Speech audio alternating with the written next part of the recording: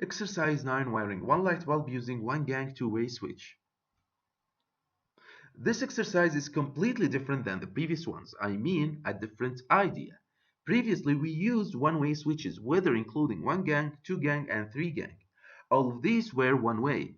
Okay, a one-way switch means it can control the elements from one place only. Meanwhile, a two-way switch can control the elements from two places and more. In addition, a two-way switch, could be one gang, two gang, and three gang. Also, you can observe the shape is the same if you look at front side, but from back side it's different. Yeah, let's get started. The objective is to control a one light bulb by using two-way switches. Or let's say we want to control the light bulb from two places. So if I switch if I switch it on from one side, I can switch it off from the other side. The required materials are clear, so let's move. Yeah, assume you have a 20-meter corridor. In this case, it's preferable to use two-way switches.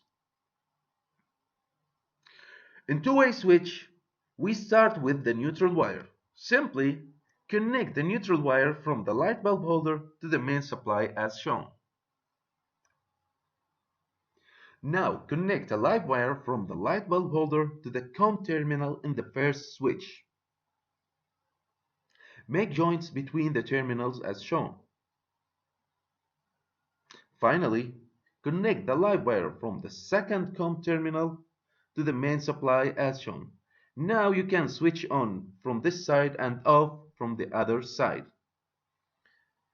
This type of switch is usually found or used in the stairs between floors and long corridors. Well, this was everything for this lecture. I'll see you in the next lecture. Good